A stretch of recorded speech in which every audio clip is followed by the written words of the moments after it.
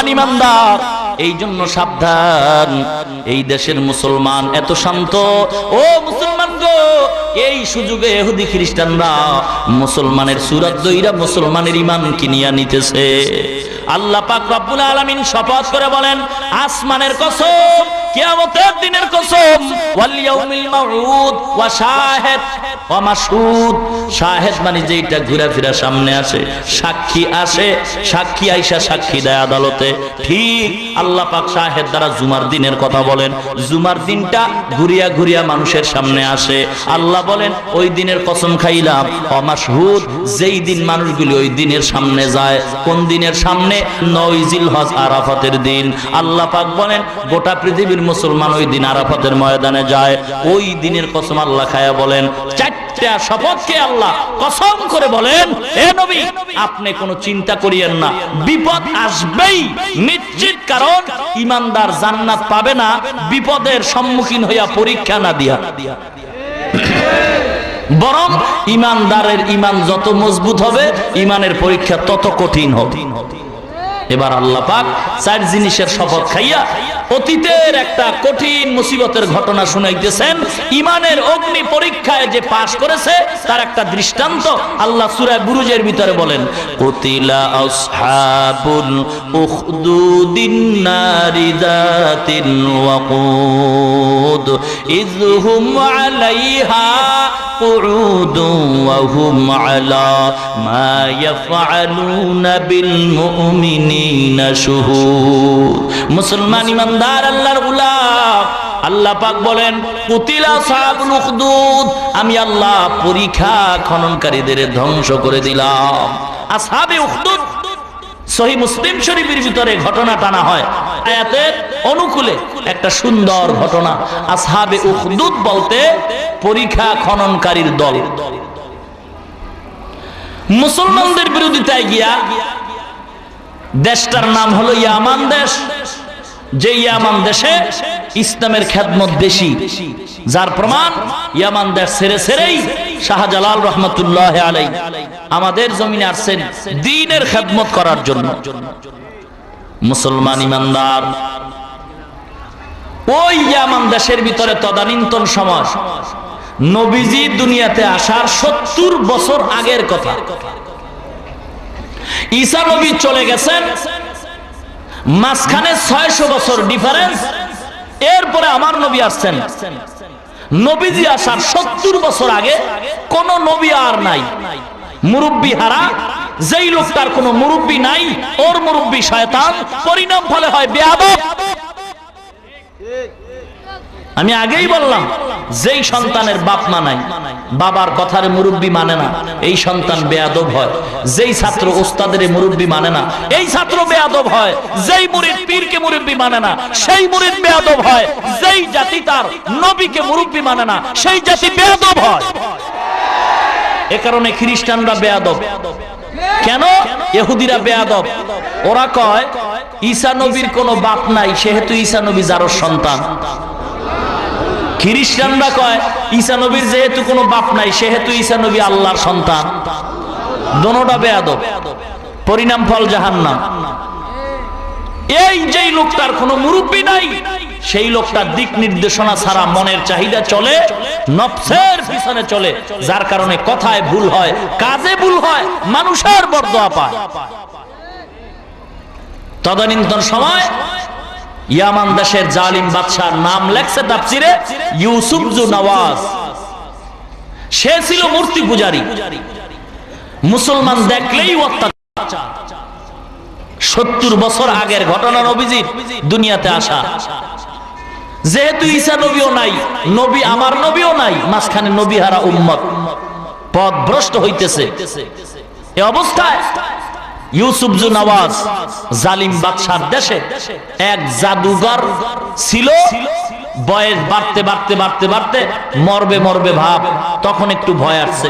বাদশারে গিয়া কয়, বাদশা, একটা সুন্দর যুবক ছেলে আমাকে দিবেন, আমার এই জাদুবিদ্যা তাকে শিখাই দিব, আমার বংশ রক্ষা হবে, আমার সুনাম থাকবে, আপনার রাজত্ব ঠিক থাকবে।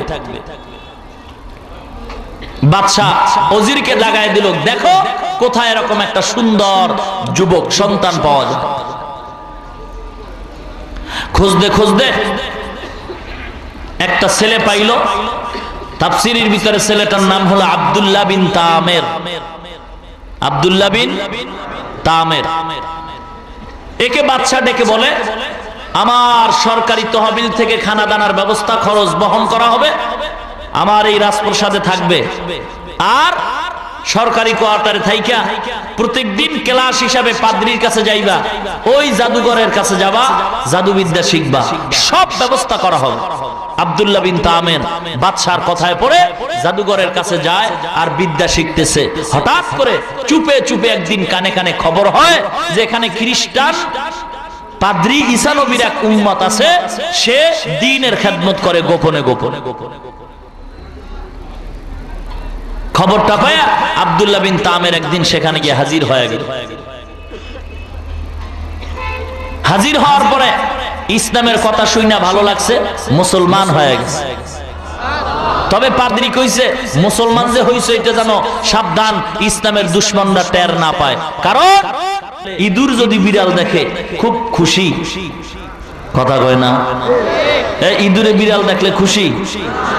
ইঁদুরে বিড়াল দেখলে কি অপেক্ষায় থাকে যে সাহেবের সাথে একটু মোলাকাত করব, নাকি দৌড়ের মাথা? মুসলমান ইমানদারেরা ইঁদুরে বিড়াল দেখলে যেমন মেজাজটা খারাপ হয়, যেমন ভয় হয়, এ মুসলমান গো, আল্লাহর দুশমন, নবীর দুশমনরা, পয়গম্বর হারা উম্মত, শয়তানের বন্ধুরা আল্লাহর কোরআন শুনলে, ওয়াজ মাহফিল শুনলে, টুপিওয়ালা দেখলে, আলেম দেখলে, কোরআনের বয়ান শুনলে তেমন বড় ভয় পায়। ইমানের শক্তি নিছে, একটা পাথর হাতে নিছে আর গোপনে বলে, আল্লাহ, পাদ্রীর ধর্মই যদি সত্য হয় তাহলে আমি পাথর মারার সঙ্গে সঙ্গে যেন সাপ মারা যায়। বিসমিল্লাহ বলিয়া আব্দুল্লাহ বিন তামের যখন কঙ্কর নিক্ষেপ করছে, সঙ্গে সঙ্গে সাপ রাস্তায় মারা যায়। মানুষের কানে মুখে আওয়াজ হয়ে গেছে, যুবক ছেলের ভিতরে মাল আছে। এ মনে করছিলাম এই টুপিওয়ালার ভিতরে কিচ্ছু নাই, কিন্তু না না, এত ডাক্তার দেখাইলাম, রক্ত ভালো হয় না। ওই টুপিওয়ালা ইমাম সাহেব পানি পড়া দিছে, পেট ব্যথা ভালো হয়ে গেছে। আছে না না? কথা কর মুসলমান ইমানদারেরা, কারণ যার ভিতরে কোরআন আছে, যার ভিতরে পয়গম্বরের সুন্নাত আছে, তার উপরে মাওলার রহমত আছে, আল্লাহ পাক তার হেফাজত করে, আল্লাহ তার ইজ্জতের গ্যারান্টি দিয়া দেয়। এ যুবক গো, আজকে মাদ্রাসায় পড়ে ঠকি নাই, ও মুসলমান যুবক, পায়ে হাত দিয়ে বলে যায় কোন দিন যেন মরণ হয়। এ যুবক ভাই গো, আজকে যৌবনের তাড়নায় দাড়ি কামাইছো, যৌবনের তাড়নায় তুমি শার্ট প্যান্ট পরে রাস্তায় ঘুরো। এ যুবক ভাই, আমি তো যুবক মানুষ, আমিও তো যুবক সন্তান, ইচ্ছা করলে আমিও তো পারতাম দাড়ি কামাইতে। মনে করছো কি আমাদের টুপিওয়ালাদের যৌবন নাই? আল্লাহর কসম, তোমাদের যতই যৌবন আছে, এর চাইতে আমগো টুপিওয়ালা গো যৌবন অনেক বেশি। কেন? এ ভালো করে রেকর্ড করে নে এ মুসলমান যুবক, কারণ অনেক ক্ষেত্রে দেখা যায় এ যুবক তোমাদের যৌবন অনেক জায়গায় মাঝে মাঝে টাকায় বিক্রি হয়, টুপিওয়ালাদের যৌবন কোথাও টাকায় বিক্রি হয় না। কথা সত্য না মিথ্যা? রেকর্ড করেন, উল্টা পাল্টা আবার ফেস লাগায়েন না। মুসলমান ইমানদারেরা কয় হুজুরেরা বউ এত ভালো পায় কা? হুজুরেরা খালি বউর পাগল। বুঝা গেল এটা বউর পাগল না। হুজুরেরা বউর পাগল কেন জানো? হুজুর গো যৌবন বেশি। আর তোমরা যে বলছো হুজুরেরা বউর পাগল কেন, প্রমাণ হয়ে গেছে তোমার চরিত্র ভালো না, তুমি আর একজনের ভালোবাসো। কথা যা কও বুঝা কও, কইছো তো হুজুর গো মনে কইরা, কিন্তু লাগিয়ে গেছে তোমার ভিতরে। কি কন? সাবধান, টুপিওয়ালারা আল্লাহর গোলাম, নবীর উম্মত। এ ডাক্তারের জিগান, এই ডাক্তার সাহেব কেমন আছেন? কয় হুজুর বেশি ভালো না। কেন? কয় রুগী কম। ডেলি যদি 10টা ডায়রিয়া রুগী পাই তাহলে আমার এক সপ্তাহের বাজার রেডি।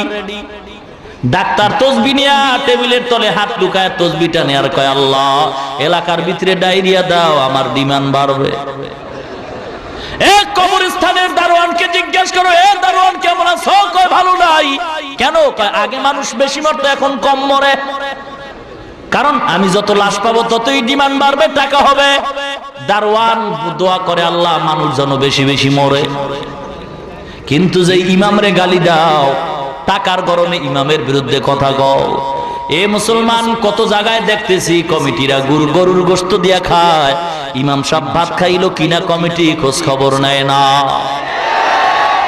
মুসলমান ইমানদার একটা রিস্কাওয়ালাও প্রত্যেকটা মাসে ৫,০০০ টাকা নিম্নে ইনকাম করতেছে, অথচ ইমামের বেতন যদি ২,০০০ হয়, এরপর দেখা যায় ৯-৬ মাস বাকি। ও মুসলমান লোক দেখো, বিবেকের প্রশ্ন করো, এই ইমাম সাহেব কেমনে চলতেছে, এরপর আল্লাহ চালায়। ইমাম সাহেবের টুপির দিকে তাকায় দেখো, টুপিটার দাম ১৫০ টাকা। ইমামের জামার দিকে তাকায় দেখো, জামার কাপড়ের দাম গজ হলো ৪.৫। ইমামের জুতার দিকে তাকায় দেখো ১৫০০ টাকার চামড়া। ইমাম সাহেবরে ৬ মাস বাকি, ২,০০০ টাকা বেতন পাও, এত সুন্দর কেমনে চলো, সহ্য হয় না। ইমাম সাহেব কয় আমার মাওলায় চালায়। কে চালায়? এ সার্টিফিকেটের জন্য মাদ্রাসায় পড়ি নাই, এমন কওমিয়া মাদ্রাসায় পড়েছি। অনেকেই মনে করে কওমিয়া মাদ্রাসা কি জিনিস, এটা আবার কোন জগতের হালুয়া। না না, কোন হালুয়া নয়। কওমিয়া মাদ্রাসা এমন একটাই মাদ্রাসা জানো, যেই মাদ্রাসার মূল মাদ্রাসা দেওবন্দ মাদ্রাসা, যেই মাদ্রাসার শিক্ষা, যেই মাদ্রাসার এরিয়াটা আমার নবী স্বপ্ন যোগে দেখায় দিছে। মুসলমান গো, এই কওমিয়া মাদ্রাসা, হাটহাজারী মাদ্রাসা, লালবাগ মাদ্রাসা, রহমানিয়া মাদ্রাসা, এ মুসলমান গো, এই মাদ্রাসায় সত্যি কথা অনেক সময় অনেক মানুষ জানতো, এই মাদ্রাসার আলেমরা বোবা, কিছুই জানে না। না না, ভালো করে রেকর্ড করে নাও, অনেক ক্ষেত্রেই নজর করলে দেখা যায় এলেমের সাথে আমলের শিক্ষা অনেক ক্ষেত্রেই শুধু কওমিয়াতেই এখন পাওয়া যায়। মুসলমান ইমানদারেরা, এই মাদ্রাসায় পয়রা কি নাই, অহংকার করি না, বুঝাবার জন্য বলি মুসলমান উম্মত গো, যারা মরবা তোমাদের হাতে পায়ে ধরে বলি, এ যুবক, এই টুপি আর দাড়ির কারণে আল্লাহ সম্মান কমান নাই, আল্লাহ এত সম্মান দান করছে, দুনিয়ার এমপি মন্ত্রীরাও মনে হয় এত সম্মান পায় না। যুবক, পায়ে হাত দিয়ে বলে যাই, আজকে তোমার মতো কত যুবক দুনিয়া থেকে চলে গেছে। আজ তুমি যুবক হইয়া যৌবনের তারুণায় দাড়ি কামাইছো। আমিও তো পারতাম যদি একতারা ডান হাতে নিয়ে আর এক হাতে হারমোনিয়াম নিয়ে রাস্তায় ওই যে গুলিস্তানের বইয়া যদি গানে টান মারতাম, কোন মাইয়া আমার পিছে দৌড় না দিত। মুসলমান ইমানদার, কেন এবার টুপি মাথায় দিলাম? টুপি মাথায় দিলে নাকি মাথাটা গরম হয়? বোকা, না না, টুপি মাথায় না দিলেই মাথা গরম হয়। টুপি মাথায় দিলাম, লম্বা জামা পরলাম, কেন যুবক? আল্লাহর কোরআন পড়ে দেখলাম কোরআনের ভিতরে কোনো ভুল নাই, বরং আমি কেন দেখব? এই কোরআনটারে রিসার্চ করছে ভারতের 22টা ভাষার পণ্ডিত শিব শক্তি মহারাজ, আল্লাহর কোরআন রিসার্চ কইরা মুসলমান হয়ে গেল। আমেরিকার বৈজ্ঞানিকের দিকে তাকাও, নীল আর্মস্ট্রং, মাইকেল কলিন্স, আল্লাহর কোরআন বুঝছে, মুসলমান হয়ে গেছে। আল্লাহর কালামের সত্যতার প্রমাণ পাইয়া, নবীজির জীবনী পড়া শেখ আহমদ দিদার কালেমা পড়ে মুসলমান হয়ে গেছে, মোহাম্মদ আলী কেলে কালেমা পড়ে মুসলমান হয়ে গেছে, হাজার হাজার ইহুদি খ্রিস্টান মুসলমান হয়। মুসলমান ইমানদার, বর্তমান বৈজ্ঞানিকরা সবকিছু রিসার্চ করতেছে, আমার নবী কেন ডিলা কুলুকের কথা বললেন, আমার নবী কেন মেসওয়াকের কথা বললেন, আমার নবী কেন সাদা পোশাককে বেশি পছন্দ করতেন। বৈজ্ঞানিকরা রিসার্চ কইরা দেখে নবীজির প্রত্যেকটা আদেশ হলো মানুষের কল্যাণের জন্য।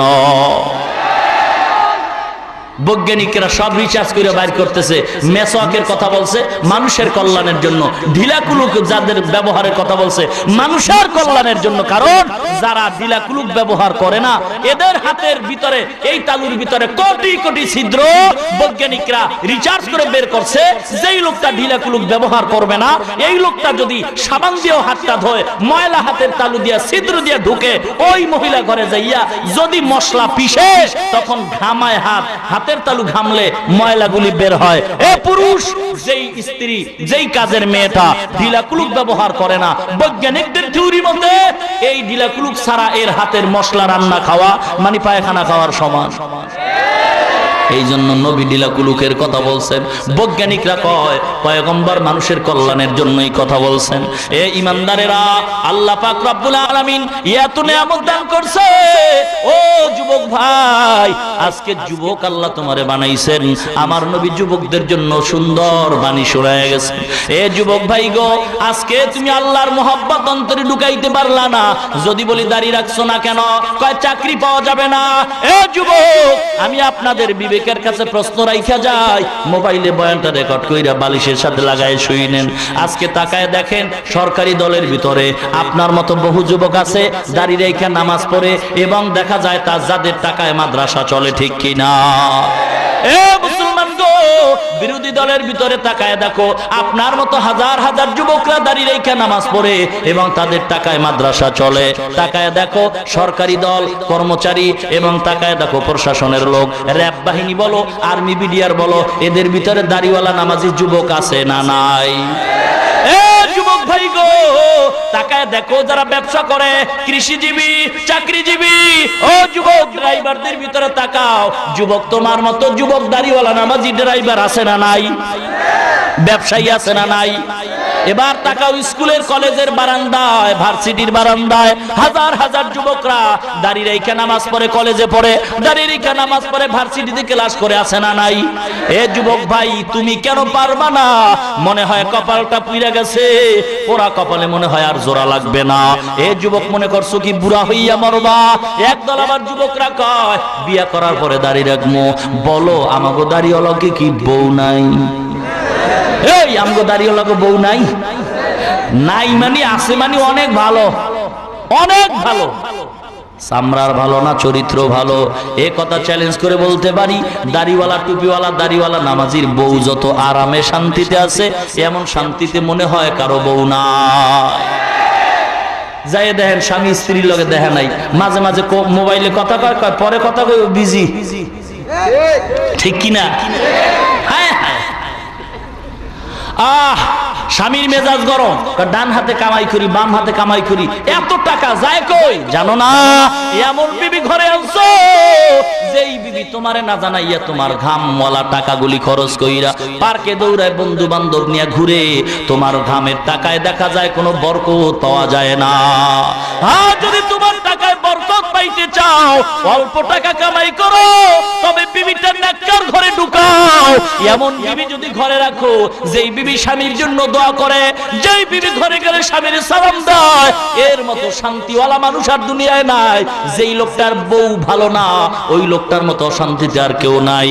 আর যেই মানুষটার বিবি সুন্দর, ভালো ব্যবহার করে, এর মতো শান্তিতে আর কেউ দুনিয়াতে নাই। সমানের স্লোগান দিয়া চাকরি মাকরি শেষ, ইজ্জত যাওয়ার পালা হয়ে গেছে। চাকরি কইরা বাড়িতে গেছে রাত্রিবেলা, স্ত্রীও সমান, স্বামীও সমান, দোনোজনার বেতন 50 কইরা। বাড়িতে যায় বইছে, ভাত খাইব, কিন্তু একটু রেস্ট নিয়া যে বসবে, মশায় যেই জ্বালাইতে আছে, বসা যায় না, মেজাজ গরম হয়ে গেছে। স্বামী আবেগে কয়, বিবি কি আর করার, চাকরি করলাম সারাদিন, অফিস টাইম, ভাত খাওয়ার সুযোগ পাই নাই, একটু মশারিটা যদি টানায় দিতা। বিবি কয়, সাবধান, বেতন তোমার চেয়ে আমারও কম না, তুমি টানায় লও, সমান অধিকার, ডোন্ট মাইন্ড। কপাল পুইরা গেছে। স্বামী কয়, এটার তো কৌশলে সাইজ করতে হইব, এটারে ডাইরেক্ট পারা যাইব না, কারণ কানে দইরা আবার উড়াইব।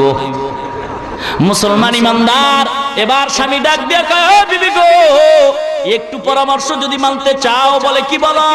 আমরা দুজনে কথা বন্ধ করব, লটারি ধরবো, লটারিতে যে পাস করে সেই মশারি টানাবে, মশারি টানাবে না, যে ফেল করবে সেই টানাবে। কয় ঠিক আছে, লটারি দাও। স্বামী কয়, বিবিরে কথা বন্ধ করে দাও, চুপ। এরপরে আগে যে কথা কইব, এই মশারি টানাইব। বাস, দুজন রেডি হয়ে গেছে, চুপ হয়ে গেছে, কথা কয় না, মশারি টানাবার ডরে। চোরারা কয়, দুইজনে হোমানে টাকা কামাই করে, চুরি করার সুযোগ পাই না। এই চোরারা কই আছো, ঢোক।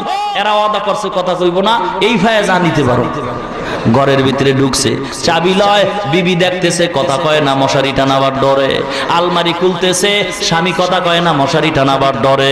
সব গাট্টি গুট্টি রেডি করছে, গাট্টি বানতেছে, মাথায় নিয়ে দিয়া যাইতেছে। এবার শেষ সময় তাকায় দেখে একটা চোরা ছেসরা চোরা বাতের পাতিলটারে মাথায় লইছে। বিবি কয় সারাদিন না খায় রইলাম, এইবার পাতিলটারে লয়ে যাও। এমন মশারি টানাবার দরে কথা কমু না, আর না খায় রাইতে ভেটকায় থাকি। আর এক চোরা যখন তরকারির পাতিল লইছে, বিবি কয় লটারির গুল্লি বাড়ি, ধমক দিয়ে কয় চোরা রে ভাতের পাতিল লিস না, সাবধান। স্বামী কয় মশারি টানা। ও মুসলমান ইমানদার গো, মশারি টানাবার ডরে আজকে চুপ হয়ে থাকতেছ। এ টুপি মাথায় দিলাম, আলেম হইলাম, জেলখানায় যাওয়ার ডরে হক কথা বলবো না, মার খাওয়ার ডরে কোরআনের কথা বলবো না।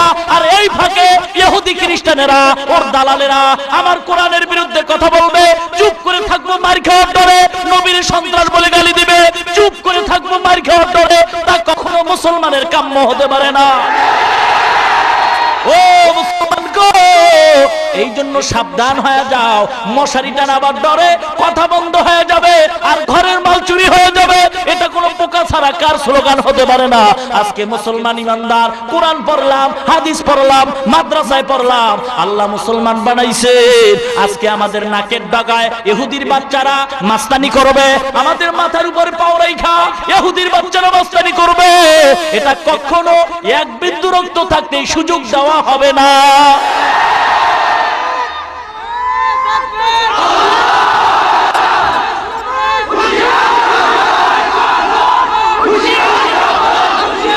ভাইরা আমার, ও মুসলমান ইমানদার, ভালো করে শুনতে হবে মুসলমান। মরণ একবার হবে, তবে কুকুরের মতো মরব না, হক কথা বইলেই মরব, ঠিক কিনা? মুসলমান ইমানদার, কারো সাথে কোনো দ্বন্দ্ব নাই। আমরা বেয়াদব নয়, কাউকে আমরা গালি দিব না, বরং হাতে পায়ে ধুইরা বুঝাইতে চাই। ও যুবক ভাই গো, পায়ে হাত দিয়া বলি, মনে করছো কি বুড়া হইয়া মরবা? এই নিশ্চয়তা যদি থাকতো, তাহলে তোমাদের আদরের সন্তান এই দেশের নায়ক সালমান শাহ জুয়ান হইয়া মরতো না। কয়েক বছর আগে নায়ক মান্না মারা গেছে জুয়ান হইয়া। বুড়া হওয়ার নিশ্চয়তা থাকলে মরতো না। কয়েকদিন আগের খবর, তাজা খবর পত্রিকায় দেখো, নরসিংদীর ভিতরে লোকমান মেয়র, কি সুন্দর চেহারা, কত সুন্দর ফুটন্ত গোলাপ যুবক। সন্ধ্যাবেলা ঘর থেকে রওনা হয়, বিবি ডাক দিয়া কয় লোকমান, ও স্বামী গো কই যাও? বলে অফিসে যাই। বলে তাড়াতাড়ি আসবা। ছোট্ট বাচ্চা ডাক দিয়া কয় আব্বু আমার জন্য মজা নিয়ে আসবা। লোকমান কয় ও বাবা গো, ঘুমাইবা না, তোমার জন্য মজা নিয়ে আজকে তাড়াতাড়ি আসবো। বিবির থেকে সন্তানের মজার কাহিনী শোনায় বিদায় হয়। 1 ঘন্টা পরে বিবির মোবাইলে রিং হয়। বিবি মোবাইলটা কানের সাথে লাগায়, শুনতেছে কান্নার আওয়াজ। কে যেন ডেকে বলে, ও লোকমানের বিবি রে, তোর স্বামী লোকমান আর দুনিয়াতে নাই। এ যুবক, একটু কি ভয় হয় না?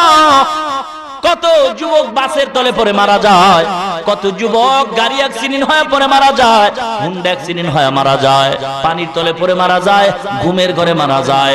মরবা কোন দিন জানা নাই। অনুরোধ করতেছি, পায়ে হাত দিয়ে বলতেছি রে যুবক, এ দাড়িটা রাইখা দাও, নবীরে কষ্ট দিও না। দাড়ি কামাইলে আমার নবী কষ্ট পায়। বৈজ্ঞানিকরা বলে 3টা মুসিবত আসে। বৈজ্ঞানিকদের কথা, টুপিওয়ালা কথা তো মাঝে মাঝে বিশ্বাস হয় না। এবার বৈজ্ঞানিকরা কি বলে শোনো।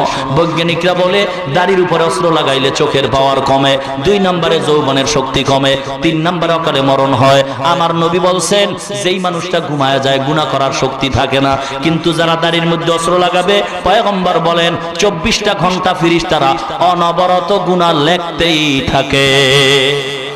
এ যুবক, হেদায়েতের মালিক আল্লাহ, পায়ে হাত দিয়ে অনুরোধ করতেছি, এ যুবক ভাই গো, তুমি যেই হও না কেন, যেই দলের লোক হও না কেন, তুমি আমার আপন ভাই মুসলমান। মরতে যদি হয় মুসলমানের সাইনবোর্ডটা লাগায়া দাও। আমার নবীরে কষ্ট দিও না, আমার নবীর সুন্নাত মানো, দেখবা সম্মান বাইরা যাবে। দেখো তোমার মতো সন্তান আব্দুল্লাহ বিন তামেরকে আল্লাহ সুন্দর সম্মান দান করছে। আব্দুল্লাহ বিন তামের এবার সাপ মারছে, আর একদিন রাস্তা দিয়া চলতেছে। মুসলমান আব্দুল্লাহ বিন তামের তাকায় দেখে একদল মানুষ রাস্তার পাশে দাঁড়ায় আছে, যাইতে পারে না। কি ব্যাপার? বলে একটা বাঘ আমাদের কষ্ট দেয়। আব্দুল্লাহ বিন তামের এবার হাতের ভিতরে কঙ্কর নিয়ে বিসমিল্লাহ বলে মারলো, বাঘ সাথে সাথে মারা গেল। আব্দুল্লাহ বিন তামের কাছে হাজার হাজার মানুষ যায়, রোগের জন্য যায়। আব্দুল্লাহ বিন তামের ফু দিয়া দেয়, ভালো হয়ে যায়। এক অন্ধ আব্দুল্লাহ বিন তামের কয় আমার চোখটা ভালো করে দাও। আব্দুল্লাহ বিন তামের আল্লাহর নামে আঙ্গুলটা চোখের উপরে টানছে, চোখ ভালো হয়ে গেছে। মুসলমান ইমানদারেরা, এটা কি আব্দুল্লাহ বিন তামের ক্ষমতা না আল্লাহর ক্ষমতা? টুপিওয়ালাদের কোনো ক্ষমতা নাই, ক্ষমতা কোরআনের আর আল্লাহর। কার? আল্লাহ। কিন্তু আল্লাহ পাক টুপিওয়ালাদের বন্ধু, নবীর বন্ধু, আলেমদের বন্ধু। এই জন্য সাবধান, আলেমদের মনে যেন কষ্ট না যায়, কারণ তার ভিতরে কোরআন আছে। আলেম যদি কষ্ট পায়, আমার নবী কষ্ট পাবেন, কারণ নবী আর দুনিয়ায় আসবেন না, নবীর নবুয়তের দায়িত্ব পালন করবেন হক্কানি উলামায়ে কেরাম। মুসলমান ইমানদার, এই জন্য অনুরোধ করি সাবধান হয়ে যাও। আব্দুল্লাহ বিন তামের চোখ ভালো করে দেওয়ার পর বাদশার আদালতে একজন উজির ছিল, তারও একটা চোখ অন্ধ। আব্দুল্লাহ বিন তামের খবর পায়, গোপনে কয় আমার চোখটা ভালো করবা। আব্দুল্লাহ বিন তামের বলে, উজির ভালো করতে পারি আল্লাহর দয়া, তবে কথাটা যেন কেউ না জানে। আব্দুল্লাহ বিন তামের আল্লাহর নামে চোখ ভালো করেছেন। এরপরে বাদশা তাকায় দেখছে, দেখার পর বলে চোখকে ভালো করছে। উজির বলতে চায় না। এরপরে উজিরকে বন্দি করলো, অত্যাচার করছে। কে তোর চোখ ভালো করছে বল। খবর কয় আব্দুল্লাহ বিন তামের। আব্দুল্লাহ বিন তামের এই মন্ত্র কই পাইছো যেই মন্ত্রে চোখ ভালো হয়ে গেছে? এ আব্দুল্লাহ বিন তামের, তোর পাওয়ার কি এত বেশি হয়েছে বল। বলে আমি কালেমার মুসলমান, আমার আল্লাহ ভালো করছেন, আমার কোনো ক্ষমতা নাই। ইউসুফ জু নওয়াজ বাদশা ডাক দিয়া কয়, এ যুবক আব্দুল্লাহ, তুই আবার কোন আল্লাহর গোলাম? আমি তো বড় খোদা। আব্দুল্লাহ বিন তামের বলে, সেই আল্লাহ যিনি তোমারে বানাইছেন তিনি হলেন আমার আল্লাহ। আব্দুল্লাহ বিন তামের বন্দি করছে। তোরে কে মুসলমানের স্লোগান শিখাইছে? ডাক দিয়া কয়, একজন আল্লাহর গোলাম, নাম বলা যাবে না। ও অত্যাচার করতেছে, আব্দুল্লাহ বিন তামের নাম বলে না। শেষ পর্যন্ত আব্দুল্লাহ বিন তামেরকে মারার জন্য কিছু লোক রেডি করছে বাদশা।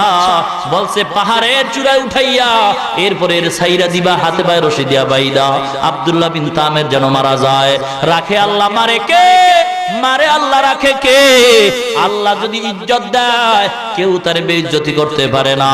আর আল্লাহ যদি অসম্মানী করতে চায়, ওই লোকটারে পাহারা দিয়াও ইজ্জত দেওয়া যায় না, ঠিক কিনা? এ মুসলমান, যদি কপালে জুতার বাড়ি থাকে তাহলে কোনো পাহারাদার হবে না, ভিতর দিয়ে জুতার বাড়ি গালে মোলাকাত করবে।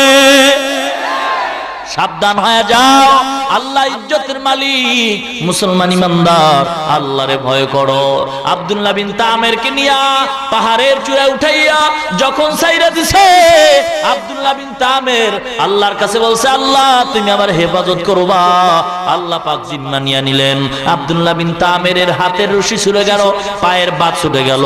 আব্দুল্লাহ বিন তামের সশরীরে বাদশার সামনে হাজির হয়, আর যারা তারে মারতে চেষ্টা করছে সব মইরা গেছে। বাদশা কই মরলি না? মরাটা কি এতই সহজ? তুমি কি মরার মারণের মালিক নাকি? এবার আর একদল রেডি করছে, এরে পারা যাবে না, যাও নদীর মধ্যে ভাসায় দাও। বিশাল নৌকা ভাড়া করছে। আব্দুল্লাহ বিন তামের হাতে পায়ে রশি লাগায় নদীর ভিতরে ফালায় দিবে। নদীর মাঝখানে যাওয়ার পরে কঠিন তুফানের মধ্যে যখন ফালায়, আব্দুল্লাহ বিন তামের আল্লাহর কাছে দোয়া চাইছে, আল্লাহ তুমি আমার হেফাজত করবা যেন আমার ক্ষতি না হয়। আল্লাহ বলেন, এই পানিরে সাবধান, আমার আব্দুল্লাহরে তুই আস্তে আস্তে নদীর কিনারায় পৌঁছায় দে। আব্দুল্লাহ বাইচে আসছে, আর সব নৌকার ভিতরে যারা আব্দুল্লাহর দুশমন সব মারা গেছে। এবার আব্দুল্লাহ আবার আইছে। বাদশা এবার কি করি? কোনো কাজ হইতো না, কারণ আমার ভিতরে যে মন্ত্র আছে ফু দিলে তুইও জ্বলে যাবি, ঠিক কিনা? মুসলমান ইমানদারেরা, মুসলমানের কোনো অস্ত্র লাগে না, কামান বিমান লাগে না। এ মুসলমান তো গরিবের দল, মুসলমানের টাকা নাই পয়সা নাই, ইয়ার পরও কেন ভয় পায় বেঈমানেরা, ইয়ার পরও কেন ইহুদিরা ভয় পায়? ওরা জানে মুসলমানের কাছে এমন একটা অস্ত্র আছে যেই অস্ত্রের সামনে দুনিয়ার বানানো অস্ত্রগুলি ফেল হয়ে যায়।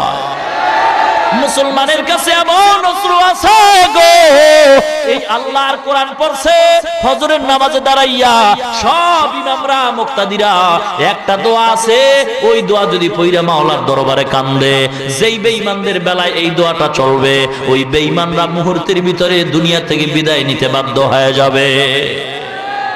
মুসলমান ইমানদার, এই জন্য সাবধান। আল্লাহ পাক রব্বুল আলামিন আব্দুল্লাহ বিন তামেরের বাঁচায় দিল। আব্দুল্লাহ বিন তামের কয়, বাচ্চা পাগলামি করিও না, মারতে পারবা না, যদি তোমার এতই শখ লাগে মারবা, আমি মরতে রাজি, কারণ আমার মরণের কোনো ভয় নাই। মুসলমান মরণটারে নবী বলছেন মুসলমানের জন্য হাদিয়া। মুসলমান দুনিয়াতে থাইকা যত কষ্ট পাবে, মরণের পরে আল্লাহ পাকের বিনিময়ে অনেক অনেক শান্তি দান করবে। আব্দুল্লাহ বিন তামের কয়, আমারে মারতে হইলে আমি বুদ্ধি দেই, এই বুদ্ধিতে মারো। কি বল? কয়, একটা ময়দানে দিন তারিখ কইরা আমার হাজির করো, হাজির কইরা আমি তীর দিব তোমাদের হাতে, এই আমার হাতে তীরটা, এইটা আমার গলায় মারবা এবং আরবিতে একটা শব্দ বলবা, তাহলে আমি মইরা যাব। জল্লাদ কই?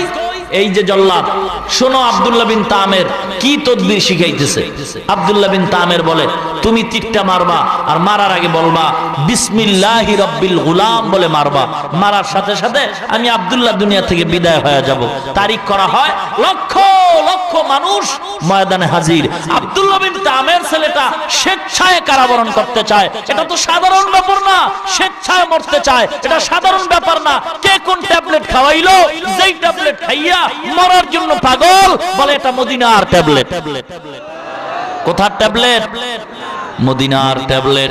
মুসলমান ইমানদারেরা স্বেচ্ছায় মরতে চায়, ইমানদার, কারণ মরণের ভয় নাই। ও মুসলমান, মৃত্যু যেহেতু একবার হবে, শত্রু মারে আর যেই মারে পানিতে মরি আর বাসের তলে পড়ে মরি, মৃত্যু যেহেতু হবেই, আল্লাহকে ভয় করবো আর কাউকে ভয় করে কোনো লাভ নাই। যাদেরকে ভয় করতে চাই এরাও তো জেলখানার মেহমান, ঠিক কিনা? কি স্লোগান!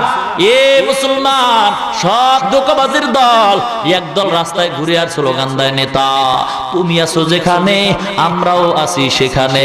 নেতায় যখন জেলখানায়, বাটপার ঘরে ঘুমায়, ঠিক কিনা? যখন জেলখানাতে বাইরে হইছে না, আবার দৌড় দিছে, হারে কিনা কষ্টে আছিলেন। মুসলমান ইমানদার শুধু দুনিয়ার লোভ আর কিচ্ছু না।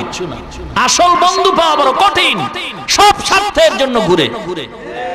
মুসলমান ইমানদারেরা, এ মুসলমান ইমানদার গো, এ দুনিয়ার ইতিহাস সাক্ষ্য দেয়, যারে বেশি আপন মনে করে সেই আঘাত বেশি করে। মুসলমান ইমানদার আব্দুল্লাহ বিন তামের ময়দানে হাজির হয়ে গেল, হিংসা, নিজে ইচ্ছা কইরা মরতে চায়। মুসলমান ইমানদার অন্তরে এত হিংসা, মুরব্বীর কথাও মানতে চায় না। আশরাফ আলী থানভী রহমাতুল্লাহ আলাইহির একটা ঘটনা বলবো কি, নাকি কষ্ট হয়? চলবে? থাকবেন না ভাগবেন? দেখি তো কারা কারা থাকবেন না। কি ব্যাপার? মুসলমান হুশের সাথে কাজ করতে হবে। হুশকে হারায় ফেললেন নাকি? কষ্ট হইতেছে? আশরাফ আলী থানভী রহমাতুল্লাহ আলাইহি কত বড় আল্লাহর ওলি, তিনি একটা ঘটনা লেখেন, বলবো কি? যেই দেশের ভিতরে শিক্ষিত আর অশিক্ষিতের মান সমান, শিক্ষিতের দাম নাই, মূর্খের দাম বেশি, সেই দেশে ইনসাফ নাই, ঠিক কিনা বলেন? যেই দেশের ভিতরে বড় লোক আর ছোট লোকের মান সমান, এই দেশে সম্মান নাই। যেই দেশে দেখবা আল্লাহ পাক জন্মগতভাবে পুরুষের যেই শক্তি দিছে, অর্ধেক শক্তি নারীরে দিছেন। জন্মগতভাবে একটা পুরুষের যেই মেধা আল্লাহ দান করছে, এর অর্ধেক মেধা একটা নারীর। এ পুরুষের দল কাপুরুষ হয়ে গেল নাকি? বালিশের সাথে মাথা লাগায় চিন্তা করবা। আল্লাহ পাক তোমার এত শক্তি দান করছেন, এত মেধা দান করছেন, এই ফুল মেধাটা, ফুল শক্তিটা যদি দুর্বল নারীর কাছে তুমি আত্মসমর্পণ করো, তোমার মতো কাপুরুষ আর কে হতে পারে? আজকে পুরুষ নামের কলঙ্ক হয়ে সমাজে বসবাস করি, যেই সমাজে শিক্ষক ছাত্রের মান সমান, যেই সমাজে পীর মুরিদের মান সমান, ওই সমাজে বুঝবার শান্তি নাই। যেই সমাজে অশিক্ষিত আর শিক্ষিতের মান সমান, ওই সমাজে শান্তি নাই। যেই সমাজে নারী আর পুরুষের সমান, এই সমাজের ভিতরে শান্তি নাই। আশরাফ আলী থানভী রাহমাতুল্লাহ আলাইহি ঘটনাটা সুন্দরভাবে প্লেস করছেন। মুরিদদের নিয়ে যাইতেছে, সফর করতে করতে এমন এক দেশে গিয়ে দেখতেছে তেলের দাম ঘিয়ের দাম সমান। তেলের দাম ঘিয়ের দাম। মুরিদে কয় না সুযোগ পাইছি। কি সুযোগ? কয় ঘিয়ের দাম যেহেতু কম, এবার ঘি খেয়ে মোটা হয়ে যাবো। পিসাব কয় না না, যেই দেশে তেলের দাম ঘিয়ের দাম সমান, এই দেশের সব মানুষ জালেম, ইনসাফ নাই। যেই দেশে নারী পুরুষের দাম সমান, বুঝবো ওই দেশে ইনসাফ নাই, সব হয়ে গেছে বেইনসাফি। কারণ নারীর দাম সমান হতে পারে না, পুরুষের দাম সমান হতে পারে না। মুসলমান ইমানদার, তাহলে পুরুষেরা, মহিলা যদি একটা বাচ্চা গর্ভে নেয়, দ্বিতীয় বাচ্চা পুরুষের গর্ভে নাও, তাহলেই হবে সমান, ঠিক কিনা? মুসলমান ইমানদার সমান কোনদিন হতে পারে না। আল্লাহ পাক তো বানাইছেন সমান ছাড়া ভিন্ন ভিন্ন করিয়া, সমান হওয়ার কোনো সম্ভাবনা নাই। মুরিদে কয় না হুজুর, ঘি খাইয়া মোটা হয়ে যাবো, আপনার কথা মানি না। ইমাম আল্লাহর ওলি কয় আমার কথা না মানলেই বিপদ আসবে। আল্লাহর ওলি মুরিদের মানাইতে পারে নাই, এবার আল্লাহর ওলি চলে গেলেন। কিছুদিন পর লাগছে এক বিপদ। এই মুরব্বীর কথা না মানলে কি বিপদ? কয় 2 চোরায় গেছে বলে একবারই চুরি করছে। চতুর্পার্শ্বে দেওয়াল, দেওয়াল ছিদ্র কইরা ঢুকতে যাই এক চোরায় পুইরা মরছে, দেওয়াল ভাঙ্গিয়া পড়ছে, মরছে। দ্বিতীয় চোরায় আদালতে যায় মামলা দিছে বাড়িওয়ালার বিরুদ্ধে। মামলা দিছে মহামান্য আদালত, বাড়িওয়ালার দেওয়ালটারে এত নরম কইরা বানাইছে গা, যার কারণে আমার চোর ভাই মরছে, এটারে তাড়াতাড়ি ফাঁসি দেন। চিন্তা করছেন কেমন কোয়ালিটির আদালত আর কেমন কোয়ালিটির আসামি আর বিচারক। হায় হায়, আদালত বলে ঠিক আছে বাড়িওয়ালারে ডাকো। বাড়িওয়ালা আসামির কাঠগড়, এই দেওয়াল নরম করে উঠেছিস কা, এবার তোর ফাঁসি। বাড়িওয়ালা কয় স্যার মাপ চাই, আমার কোনো দোষ নাই। কয় কার দোষ? কয় রাজমিস্ত্রি, ও নরম করে উঠেছে। আদালত কয় তোরে বেকসুর খালাস, এবার রাজমিস্ত্রি নিয়ে আয়। রাজমিস্ত্রি আইসা দাঁড়ায় গেছে। রাজমিস্ত্রি কয় কি ব্যাপার, এই দেওয়ালটারে নরম বানাইছো কা? রাজমিস্ত্রি কয় ক্ষমা চাই, দোষটা আমার না, যেই যোগালি সিমেন্ট বালু মিলাইছে পানি বেশি দিছে। আদালত কয় বেকসুর খালাস। এবার ওই যোগালির আন। যোগালি আদালতে হাজির হইছে, ডাক দিয়া কয় পানি বেশি দিছো কেন?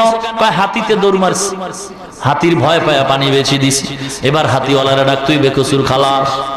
হাতিওয়ালা আসছে, ডাক দিয়া কয় হাতিওয়ালা তোমার হাতি নিয়ে কেন আসছো এবং হাতি কেন লাফ দিছে? এবার হাতিওয়ালা কয় স্যার আমার কোনো দোষ নাই। দোষটা কার? এক মহিলা স্বর্ণের অলংকার লইয়া আমার হাতির সামনে দৌড় মারছে, স্বর্ণের অলংকারের ঝনঝনিতে হাতি চমকে উঠছে। এবার ডাক মহিলারে ডাক, তুমি বেকসুর খালাস। মহিলা আদালতে হাজির হয়ে গেছে। হাজির হওয়ার পর তুই স্বর্ণের অলংকার কেন লইছো? বলে ও স্যার আমার দোষ নাই, দোষ হলো স্বর্ণকারের। এবার স্বর্ণকারের হাজির করা হয়। মহিলা বেকসুর খালাস, এ স্বর্ণকার এমন ঝনঝনি আওয়াজওয়ালা স্বর্ণ কেন বানাইছো? এবার স্বর্ণকারের কোনো জবাব নাই। এবার ফাঁসির রায় হয়। ও জল্লাদ যাও স্বর্ণকারের ফাঁসিতে ঝুলাও। স্বর্ণকারের ফাঁসির মধ্যে নিছে। বিদেশ থেকে রশি যে আনছে, গলায় ঢুকায় দেখে যে সব গলার সাথে আর রশির মিল নাই, গলা হইছে চিকন, রশির ফাঁস হইছে মোটা। মহামান্য আদালত, আপনার রায় তো কার্যকর করা যায় না। কনে কয় কেন? আসামির গলা আর রশির গলা ঠিক নাই।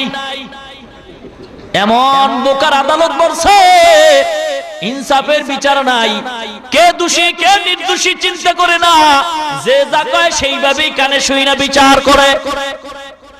এইবার কয় যদি স্বর্ণকারের গলাটা চিকন হয়, তালাশ কর সারা দেশের ভিতরে কার গলা মোটা, যার গলা মোটা আছে এটারে নিয়ে এইটারই ফাঁসি দুম। ঘুরতে ঘুরতে ঘুরতে ঘুরতে ওই হুজুরের খাদেম রে পাইছে, এইটার গলা মোটা। এইবার খাদেম রে ডাক দিছে, খাদেম তোমার ফাঁসির মঞ্চে যাইতে হবে, তোমার গলার ফাঁসির ফাঁস সমান হয়ে গেছে, তোমার ফাঁসি হবে। খাদেম কান্দে আর কয়, মুরব্বীর কথা কেন মানলাম না, কম দামের ঘি খাইয়া নাকি আজ ফাঁসি হবে।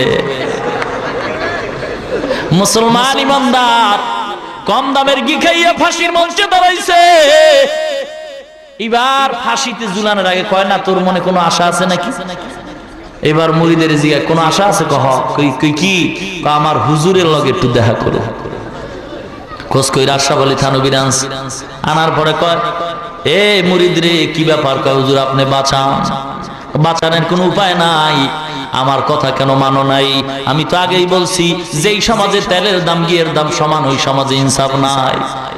বিচার হইব কার? আর আজকে ফাঁসির রশি কার গলা?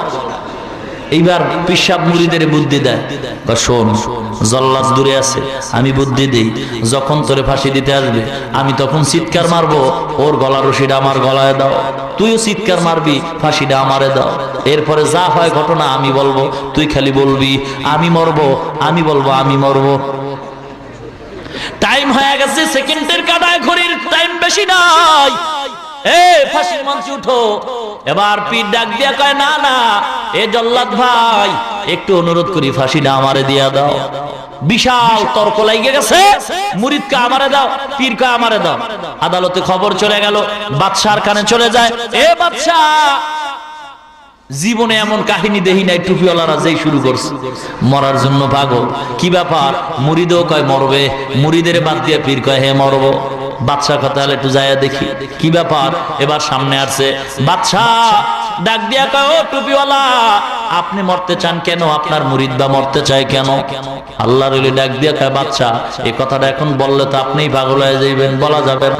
কয় না, বলেন। এই মুহূর্তে আমি জানছি, এই মুহূর্তে যে ফাঁস দিয়ে মরবে সেই জান্নাত বিনা হিসাবে।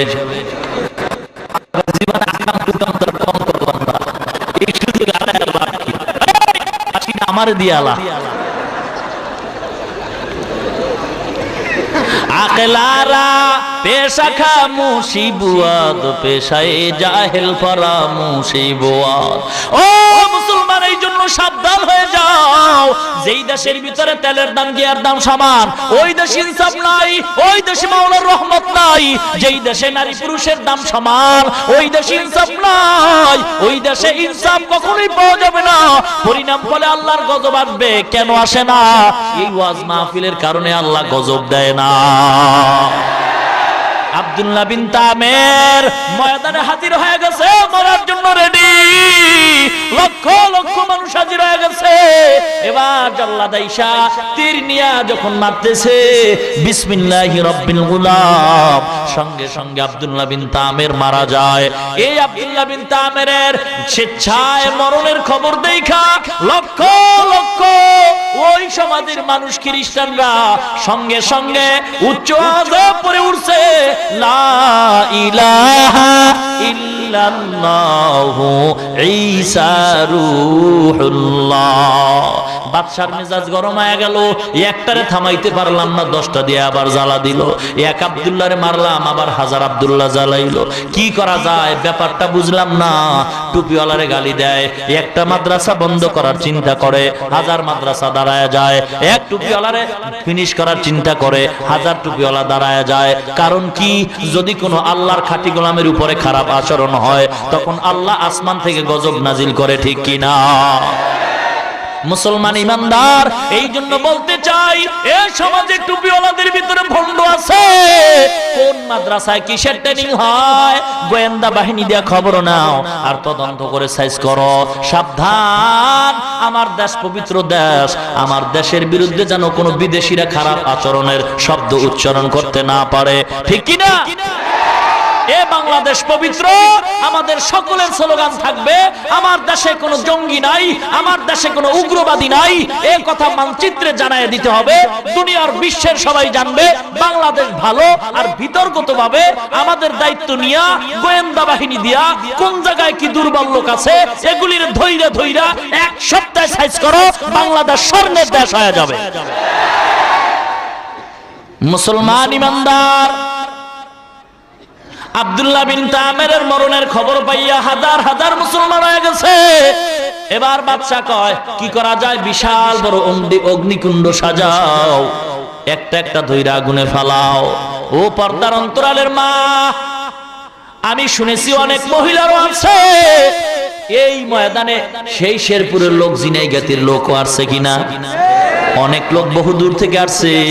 ও মুসলমান ইমানদারেরা, পর্দার অন্তরালের মা, আমিও তো একটা মায়ের সন্তান। এ বৃদ্ধ বাবাজিরা, আল্লাহ সন্তান দিছে, আমিও তো মায়ের সন্তান গো। আমার মা বাবায় কত ধন্য, আব্দুল কাদের জিলানীর মা বাবা কত ধন্য, শাহজালালের মা বাবা কত ধন্য গো, হাফেজ কোরআনের মা বাবা কত ধন্য, মুসলমান ইমাম মুয়াজ্জিনদের মা বাবা কত ধন্য। ও পর্দার অন্তরালের মা, কে বলেছে ইসলাম তোমাদের সম্মান দেয় না? ও মাগো মা, ইসলাম ছাড়া তোমাদের সম্মান কেউ দেয় নাই। বৌদ্ধদের ধর্ম করে দেখবা, বাপ মারা গেলে সন্তান ছেলে পাবে, সম্পদ ছেলে পাবে, মেয়ে কিছুই পাবে না। হিন্দুদের ধর্মগ্রন্থ পড়ে দেখো, হিন্দু ধর্মের আইন হইল বাবায় মারা যাবে, সব সম্পদ ছেলে পাবে, মেয়ে কিছুই পাবে না। ইহুদি খ্রিস্টানদের আইন হইল বাবায় মারা যাওয়ার পরে সব সম্পদ ছেলে পাবে, মেয়ে কিছুই পাবে না। ইসলাম কয় না না, বাপ মারা যাওয়ার পরে ছেলেটায় যেই সম্পদ পাবে বাবার, এর অর্ধেক সম্পদ পাবে মেয়ে, মেয়েটায় অর্ধেক পাইয়াও ভাইয়ের চাইতে বেশি পাইছে। এইটা বুঝার মতো মেমোরি অন্তরে ঢুকাও, কোরআন রিচার্জ করো। বাংলাদেশের ভিতরে আমি তো সব জায়গায় বলি, এই দেশে যত বড় লোকরা আছেন পণ্ডিত, এই দেশের যত শিক্ষিত সমাজের লোকেরা, এমপি মন্ত্রী থেকে শুরু কইরা সবাই যদি বাংলা কোরআনের তাফসির পাওয়া যায়, আল্লাহর নবীর হাদিসের বাংলা পাওয়া যায়, সবাই যদি দৈনিক 2-3 পৃষ্ঠা কইরা কোরআনের তাফসিরটা একবার দেখতো, আমার মনে হয় বাংলাদেশের সব এমপি মন্ত্রীরা আল্লাহর ওলি হয়ে যাইত। মুসলমান ইমানদার, এই জন্য অনুরোধ করতে চাই, আল্লাহর মোহাব্বত অন্তরে ঢুকাও। ও পর্দার অন্তরালের মা, আল্লাহর কাছে দোয়া করেন, সম্মান আল্লাহ আপনাদের কম দেন নাই। পয়গম্বর সম্মান বাড়াইছে, যেই সমাজে নারীদের জবাই করত, আমার নবী কন্যা সন্তান জবাই বন্ধ করে নারীদের সম্মান বাড়াইছেন। ও মা, আপনারা নবীদের মা, আলেমদের মা, হাফেজ কোরআনের মা, একজন আলেমের মা হও, আল্লাহর কাছে দোয়া করেন, আল্লাহ এমন সন্তানের মা বাবা বানায় দাও, মরণের পরে যেন সন্তান জানাজা পড়াইতে পারে। জোরে বলেন আমিন, আরো জোরে কোন আমিন। মুসলমান ইমানদারেরা, মুসলমান এবার এক এক করে মুসলমানের আগুনের ভিতরে ফালায়। এই ফালানের ভিতরে একটা সুন্দর নেককার মহিলা সামনে আসছে, কোলের ভিতরে একটা দুধের বাচ্চা হাজির। কোরআন শরীফে আল্লাহ পাক ওই মহিলাটার ঘটনাও এই আয়াতের তাফসিরে উল্লেখ করা হয়। মুসলমান ইমানদারেরা, এই মহিলার দুধের কোলের বাচ্চা, বাচ্চা কয় আগুনে যাবি নাকি আমার পায়ে সেজদা দিবি? মহিলা বলে, বাচ্চা আমি হতে পারি মহিলা, তবে আল্লাহর গোলাম। বাচ্চা নয়, শুধু আমাকেও যদি আগুনে ফলায়া দাও, আমি তোমার কদমে কখনো সেজদা করব না। ও পর্দার অন্তরালের মা গো, তাকায় দেখো মা, এই মহিলার ঈমান কত মজবুত। ও মা, আপনাদের এত সম্মান, যদি আলেমের মা হও, হাফেজ কোরআনের মা হও, পর্দায় থাকো, স্বামীর খেদমত করবা, মুসলমান আল্লাহ সম্মান বাড়ায় দিবে। মহিলাদেরকে বাইরে যাইতে আল্লাহ নিষেধ করেন নাই, জরুরতে বাইরে যাবে এটার নিষেধ নয়, কিন্তু মহিলাকে 4 বেড়ায় বন্দিশালায় আল্লাহ আটকান নাই। মুসলমান মা বোনের জন্য ঘর বন্দিশালা নয়, এটা কর্মস্থল। সংসদ ভবন এমপি মন্ত্রীদের জন্য বন্দিশালা নয়, কর্মস্থল। শিক্ষক ছাত্রদের জন্য স্কুল বন্দিশালা নয়, কর্মস্থল। স্কুলও একটা ঘরের নাম, সংসদ ভবন একটা ঘর, মহিলারা যেখানে থাকে সেটাও একটা ঘর, অফিসে যারা কাজ করে সেটাও একটা ঘর, এটা বন্দিশালা নয়। সংসদ ভবনে মানুষ কাজ করে, এমপি মন্ত্রীরা দরকারে বাইরে নামতে পারবে, অফিসে কাজ করবে, দরকারে ঘর থেকে বের হবে, স্কুলে শিক্ষক পড়াবে, দরকারে বের হবে, মহিলা ঘরে কাজ করবে, দরকারে বাইর হইতেও পারবে, এটা বন্দিশালা নয়। মুসলমান ইমানদার, এই জন্য ইসলামের অভাব, অনেক জ্ঞানের অভাব। এই জন্য ইসলামী জ্ঞান রিচার্জ করতে থাকো। আজকে তো মাদ্রাসা লেভেলও ইংরেজি, অঙ্ক, ইতিহাস, ভূগোল পড়ানো হয়। এই জন্য অনুরোধ করবো রে মুসলমান, একটা সন্তান মাদ্রাসায় পড়াও, কোরআন পড়াও, বাধা নাই। বিজ্ঞানী বৈজ্ঞানিক বানাও, ডাক্তার ডক্টর বানাও, বাধা নাই। কিন্তু মুসলমানিত্ব হারাইয়া নয়। মুসলমানের সন্তান স্কুলে পড়বে, কলেজে পড়বে, ডাক্তার হবে, তবে কোরআনের মূল সম্পদটা হাতের মধ্যে রাইখা। ঠিক কিনা ভাইর আমার? আল্লাহ রাব্বুল আলামিন আমাদের ঈমানকে আরো মজবুত করে দেন, বলেন আমিন। মা বোনদের পর্দাওয়ালা বানায় দেন, বলেন আমিন। এ দুনিয়ায় কয়দিন থাকবো? কই অহংকারীরা তো সবাই চলে গেল। সব আমাদের সামনে আপন আপন যাদের বললাম, সবই তো দুনিয়া থেকে চলে গেল। ঠিক কিনা? আমিও তো চলে যাব। এজন্য আল্লাহর দরবারে অন্তর দিয়া তওবা করি, আল্লাহ জীবনে আর কোনোদিন অন্যায় কাজ করব না। ও যুবক ভাই, আর নবীরে কোনোদিন কষ্ট দিব না। নেককার বাবার নেককার সন্তান হতে হবে এবং নেককার বিবি ঘরে আনতে হবে। বাবার ওয়াদা করতে হবে। মেয়ের বাবা যারা আছেন ওয়াদা করেন, ছেলের বাবা যারা আছেন ওয়াদা করেন। আল্লাহর মহব্বতে নেককার বিবি ছেলের জন্য ঘরে আনবেন, মেয়ের জন্য নেককার জামাই আনবেন। রাজি? যৌতুক কথা কন। এই যৌতুকের মামলা আগে ডিসমিস করো, তাহলেই মহিলার সম্মান বজায় থাকবে। ঠিক কিনা? আজকে হাজার হাজার নারীর জীবন চলে যায় যৌতুকের অপবাদের কারণে। মুসলমান ইমানদার যুবক ভাই, আল্লাহর হস্তে ক্ষমা চাই, পায়ে ধরে হাত দিয়া বলে যাই, কোন যুবকটা আল্লাহর মহব্বতে ওয়াদা করতে পারবা? সব যুবক জান্নাতে যাবে না, সবার হেদায়েত হবে না।